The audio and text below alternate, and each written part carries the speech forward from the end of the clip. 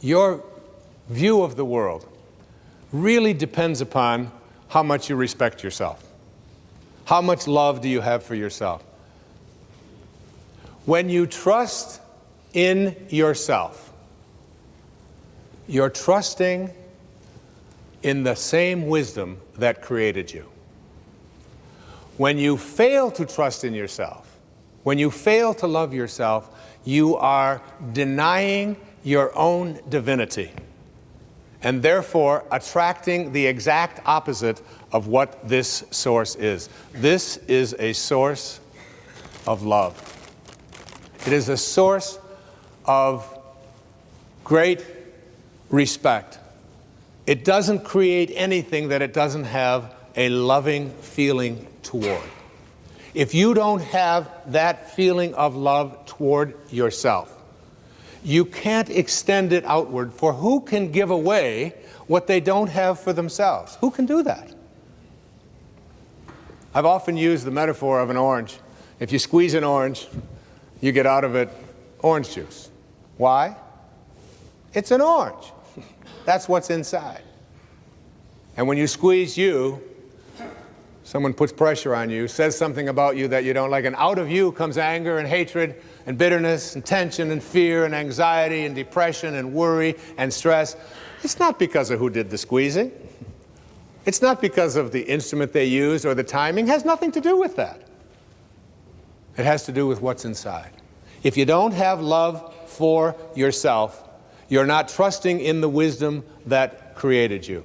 And the idea of being able to respect yourself at all times, how do you go about doing this? You spend your life in a state of cooperation rather than competition.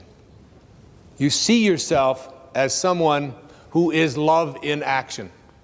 It's one of the things that I have written on my return address when I write someone back. It says that it'll have my name and then the address, and above my name it says love in action.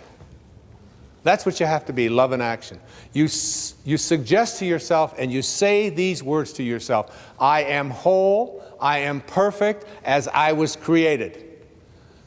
I am whole and I am perfect as I was created. And I came from a source that not only determined the shape of my eye and the shape of my body and the color of my skin and my height, but I came from a source that had a great idea about who I should be as well. And you sense that. And that cannot be fulfilled, it cannot be actualized, it cannot be created if you are not in a state of love. Match game. Are my thoughts in harmony with that source from which I emanated? Because, folks, when they are, the right people will show up, and the right events will transpire. And everything that you need in what Carl Jung called synchronicity, that there is almost like what happens when you are in a state of love and not having resistance to that, there is like a collaboration with fate. One of the most difficult things to do in the world is to admit that you were wrong. Admitting that you were wrong is nothing more than saying, I have been making choices with my mind that have created things in my life that are not working. And I no longer intend to continue making those choices. I was wrong. You don't have to make a declaration of it. You don't have to go out and feel guilty about it. You just simply say, it didn't work. The relationship that I was in before, I behaved in these ways. I didn't realize that it wasn't working for me. Now I do, and this is where I choose to be now.